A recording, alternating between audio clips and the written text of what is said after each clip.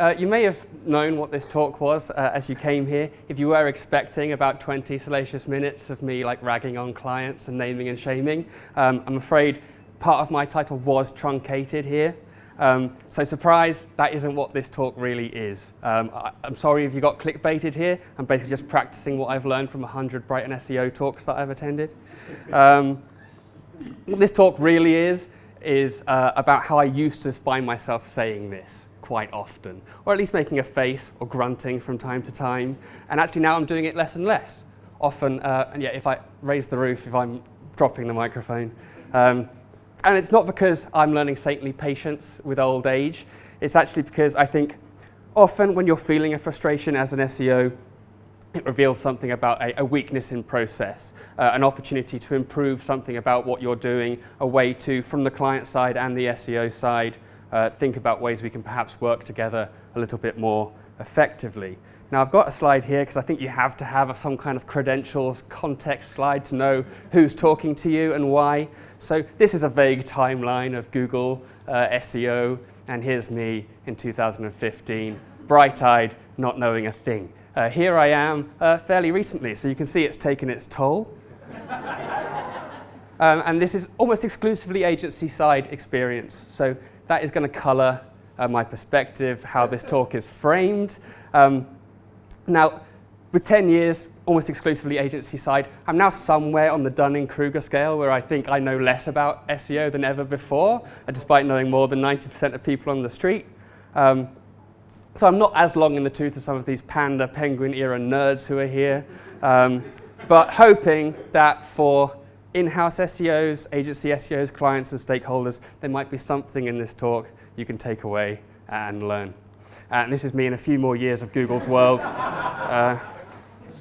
So there's a simple structure we're going to follow here. Essentially, we're going to identify the thing that we hate. I'm going to give you some broad kind of general examples, illustrative examples to read on the slide. I'm going to give a subjective rating on my own personal scale here of funny faces that I found on Midjourney. So there's a few categories here. We've got AB for annoying, bro. We've got CD for could definitely be annoying, and EF is obviously effing annoying, quite bad news. And we'll quickly cover why we think that could be annoying and what we might be able to do about that.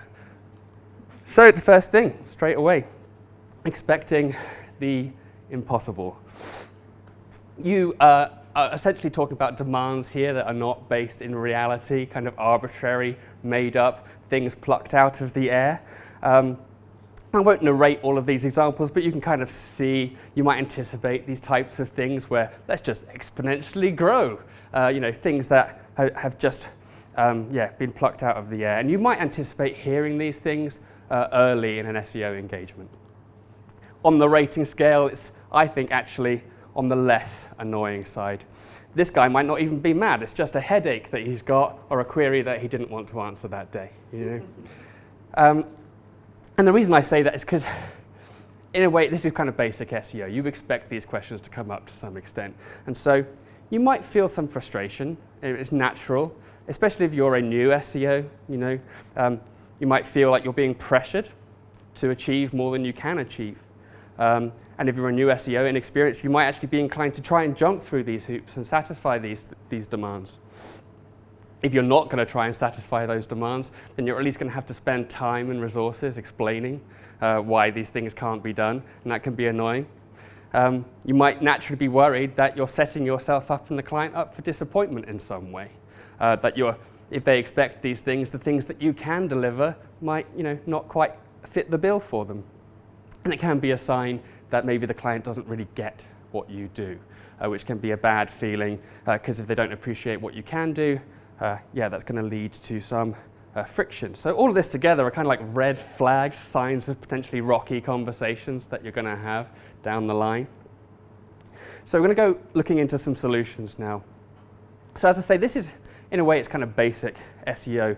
You should really have been tackling these issues from right at the start of the process. So, we can say there are adages, if your client doesn't know that SEO is kind of a long-term commitment, that there's going to take some time, consistent effort, testing, research, experimentation, incremental gains, knockbacks over time, then something's actually gone badly wrong from the very start of the process. So the solution is actually quite simple here, which is at the proposal stage, at pitches, at onboarding a client, presenting your strategy for the first time. It should be really clear what you're promising and what you're not promising to deliver, what is within your capabilities as a team working together. You can help yourself with this by having some case studies, some data on hand, arming yourself with examples. If you've been working in SEO for any amount of time, you should have access to Search Console, analytics, all kind of tools where you can basically build a case and show the story of how SEO happens. GA is only just about to bring annotations back, but there are other tools where you can annotate everything that's gone into a journey, what kind of investment of time, resources, team, people, etc., led to certain results. If you can show that there are knockbacks, inconsistencies in an SEO journey, then everybody is armed and on a shared kind of wavelength from the very beginning. So if you don't have a few case studies in terms of what went in and what came out, you definitely should start building that kind of armory for yourself. As well as these, it can be a good idea to have some kind of explainers and graphics, things that you can kind of refer back to and share with your clients and stakeholders. So a few examples of these here. This is something that we sometimes show to clients at Candour. It's sort of giving you an idea that if you have lots of technical debt, for example, there is a kind of cascading cadence for when certain metrics will become more consolidated, what kind of hierarchy timeline you're likely to see certain results coming in.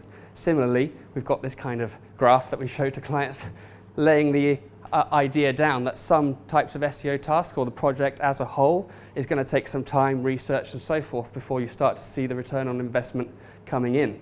I often, when I'm showing this to clients, will caveat that the line may not be so linear. There may be some wobbles along the way. Another thing that you can do is forecast. So if you're being given, some kind of traffic demand and expectation to hit a certain level, you can do some rudimentary forecasting. If you use SEMrush, Ahrefs, tools like this, they have some pretty simple traffic calculations. Click-through rate, where you rank. You can basically set yourself some minimal, maximal models for what type of traffic you would get from ranking in certain positions. And that can be a useful thing to just kind of set a kind of realistic figure and provide some guidelines on what to expect. Now I'm going to say, it says if you have to, because I think we don't have time to get into it, but forecasting in SEO is a headache. If you ask me, you have to caveat it to absolute death most of the time, to the point it becomes meaningless. But it is something you can do if somebody is putting unrealistic expectations on what you're going to get back. So if these things are things that you're having to tell a client repeatedly, that's a slightly different issue if it's a long-term conversation, but we'll get into more extreme cases as we go down this list. The next one is, and you may be familiar with this idea, somebody wants the work done essentially now, or on demand, or yesterday.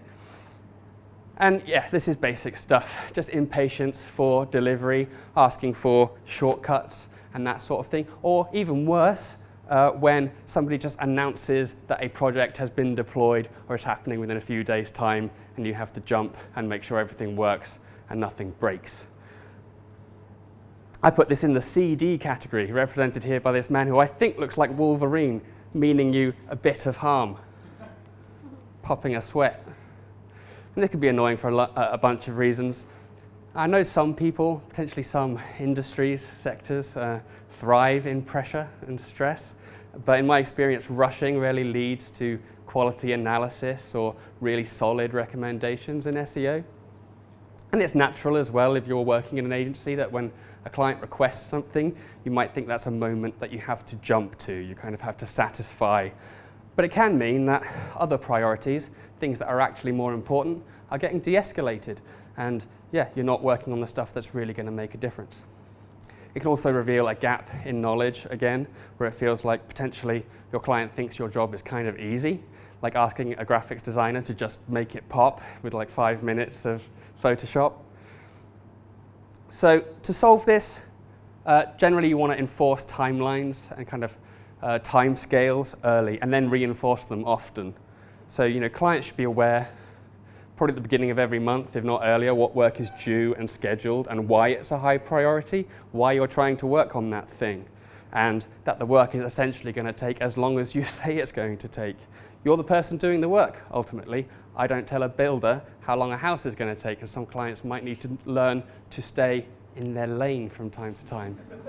But what can help with this to communicate is get into the world of like Gantt charts and roadmaps. This is a really good tool to have where your tasks, your resources, what you're allocating, it's all easily referenced in one central place. And you can use these to enforce the timeline at the beginning of the month, at the end of the month, in meetings, emails, and so forth. Just make sure everyone is on the same page and know what is going into X, Y, and Z. As well as that, I think something I'm fond of is enforcing the idea that there is an impact from sudden, unscoped, random tasks coming in. So if this task that I'm being asked to do takes precedence, for example, over the other things that we've planned, then are we still being held to the same standard? Are we still expected to meet the exact same KPIs or hit the goals? So if you've got a roadmap, like the one I just showed, use some color coding or make some marks from time to time when something the client has requested has actually taken you off of task. You're both accountable for the results that are going to come, so you need to kind of be honest with each other about why some targets are being missed from time to time. And this actually can be a healthy thing as well, to just realize that your client needs more time and support than you initially realized. And you also need to highlight sometimes where rushing a thing, spending less time, actually risks the quality of the task or the project, and where this is meaningful. So you've probably seen this kind of Triforce, trifecta graph chart thing here, where the notion is basically you can have two of these probably, or if you spend too much or little on one of these angles, it skews the quality or one of the other components.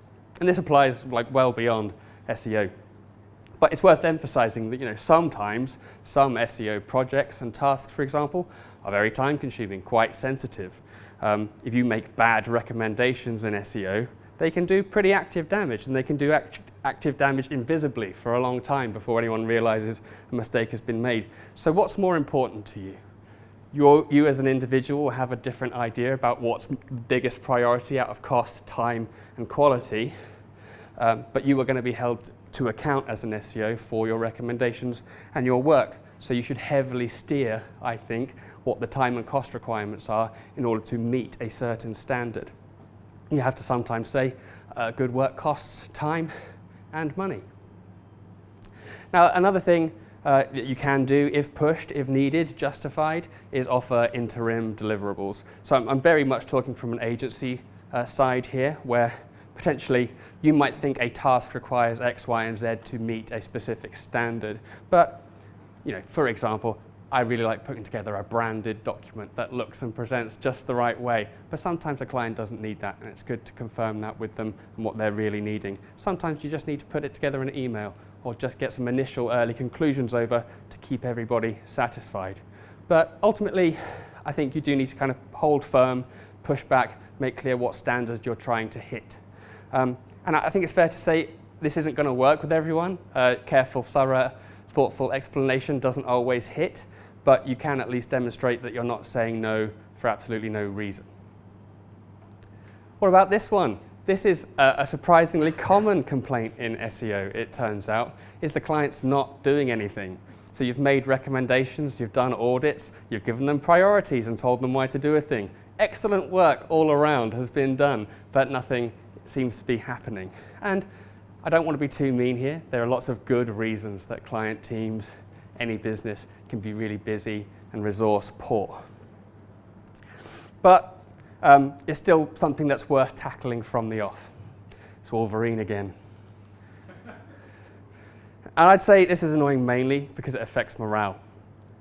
It can be really affecting, dissatisfying as an SEO to know that your work, your hard work, is essentially getting parked and put into some kind of holding pattern. Very difficult to stay motivated working for a client when you know that the recommendations that you're going to make are going to go into the same dark well where nothing happens. If you're working towards the same goal, it can feel sad that your client isn't seeing their end through. It's an often action-oriented thing, SEO, and action is often required on the client side. So keeping this relatively simple, I think this also is something that needs to be tackled right at the beginning, either at the beginning of an SEO engagement or even at the beginning of every process or task load that you're setting up. So at proposal stage, for example, at pitch, when you're laying out a strategy, what does execution actually look like? Like, who is involved in signing a thing off, reading a brief, writing the content, publishing a thing, changing a thing on the website? Again, if you have a roadmap, a Gantt chart, that's something that's really quite trivial to kind of indicate that there are going to be points where multiple teams and stakeholders are involved in a process, and then it's easy to refer back to. Another thing that you might need to think about is when things get extreme, is just deciding what threshold needs to be passed before you have a tough conversation with somebody. I've had a few of these in the past where essentially, I'm asking the client to be held accountable for the fact that we're not going to hit goals, we're not going to hit KPIs because nothing is being done. And this is something that should be reinforced whenever you get an opportunity. Really start having those conversations early. Use your reports, use regular meetings, use strategic reviews, and so forth. But a nifty trick that can help psychologically on some clients is to bring competitor data into the picture. So, if you can show, for example, that another competitor or several competitors are doing more, gaining faster, investing more, and we're falling behind, that can be all you really need to put a kind of data-driven fear of the enemy or, aspiration into a client's heart and remind everybody that we're trying to get somewhere here. And a perhaps controversial one, if a client has been told that nothing is happening and nobody's happy working on this project, it can be a good time to think about walking away. And I know that's a really difficult thing for various reasons. I will kind of come back to this, but sometimes you just need to get rid of a client to improve everybody's morale and so everyone enjoys working on their SEO. Oh, yeah. This should be a quick one, actually. But you've had this happen. A client's changed something and they didn't tell you.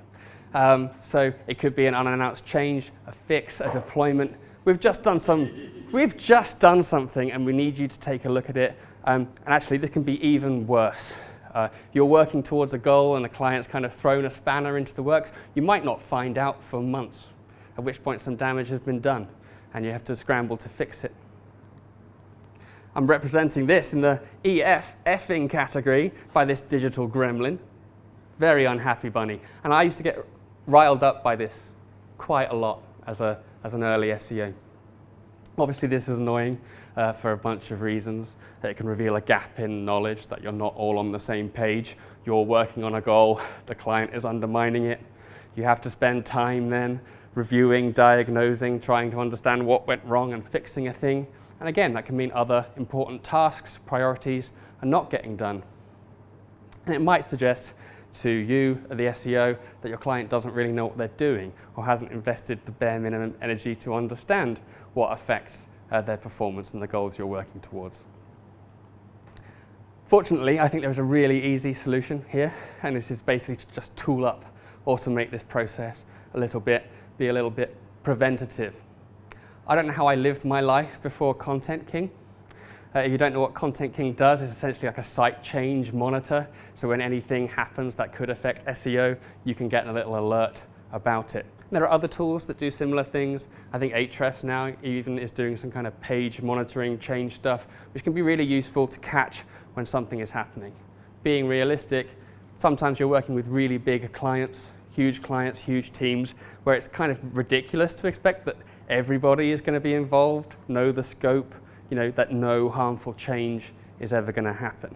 So when you have Content King or something like it, you can catch when very important things are happening on the site that are going to affect things, and when you spot them, you can fix them quickly and put in a process in place before it becomes a repeat problem. So a site change monitor, I can't recommend enough. As well as that, you guessed it, from the start and with some documentation, you can tackle this. Do you have a reference list, for example, of all the things that could affect SEO or that your client may want to consult or seek advice on before they do a thing? Yeah, you need to kind of flag this stuff. You need to flag the things that could compromise your goals. Now, if you make a list of all the things that could affect your SEO, it's going to be a really bloody long list, undoubtedly. But it's not necessarily a hard thing to signpost this early. I like to think that if you've made these things clear early, nobody can really be upset at you if you're a bit frustrated or disappointed when those things happen. I think I've got time for this. And this should be an easy one as well. I mean, I was talking about difficult clients, difficult situations where you may need to walk away. You may have worked with somebody like this. You may be working with somebody like this now. It's perhaps not as rare as you would hope that assholes are out there contracting advice and consultancy on various topics. Gremlin is back, very angry making, and rightly so, I would say. I think it's obviously frustrating when anyone in a team is basically pushing the boundaries of acceptable professionalism. And yeah, above all, it's a morale issue, I think. If you've ever worked in this kind of situation, it's the kind of situation that leads to an SEO or an account manager burning out sometimes, like completely changing job, changing industry. It can be soul-destroying working with somebody like this. We're essentially looking at a toxic work environment, and is ultimately a pain in the bum. My solution is, as we were talking about, essentially get out. Get out as fast as you can. You can push back, of course. You can try and establish boundaries and come back to a norm. You can put it in your contracts that this behavior is unacceptable, de-escalate, maintain your professionalism and decorum, and try and negotiate. But my preferred solution here is obviously just look after yourself and look after your team. Look after the people who are doing SEO. Find another client. Like I was saying, this can be really difficult. I'm really aware that some agencies are operating on a knife edge of profitability, and some SEOs are working in a job where it's just good enough that they don't want to leave. But honestly, it will do wonders for your mental health to have some boundaries on where your self-respect begins and ends. It's a great thing about working at Candor, I will say, is that we're really not afraid to part ways with a client who is undermining our enjoyment, our patience, our teammates. Working in SEO ultimately is often high-pressured enough. There are enough things to be worried about without somebody adding to the pile. It makes a big difference to know that you're working with good, kind people. And if they keep looking elsewhere, hopefully they'll eventually hit a point where no agencies will take them on. I had a long list for this, and we're actually at the end there. I had about 15 things prepared here, big and small, that have annoyed me and others about clients, but I've tried to keep them kind of on a theme here. So I'm going to wrap up. I think in terms of takeaways, if you're going to learn anything, I think it's fair to say if you're working on SEO, this is usually some kind of long-term engagement. And I also think it's worth highlighting some of the lessons of this. I think are that account management, in a way, client management, is a massive aspect of what you're going to be doing in SEO, an essential element of doing good SEO. And yeah, it appears to me like SEO is essentially about building relationships, communicating really well, sharing a foundation of knowledge with your clients. I think there's always room to improve how we do SEO, and I've been fortunate to be working with an incredibly strong account management team and a really strong SEO team at Candor that I've helped to shape as well. And so, I think this is part of the reason that we are at peace relatively at Candor, is because you live and you learn. If something has frustrated you, it's a good opportunity to kind of figure out why and fix it, nip it right in the bud. I would hesitate to conclude that hate is healthy. But as I say, if you are living and you're learning and you're trying to reduce the effects of that, everything can be a learning moment to some extent. So maybe. And for those who want a quick summary slide of what we kind of roughly went through, you can feel free to gander at that. But that is me. That's all done. Thank you very much.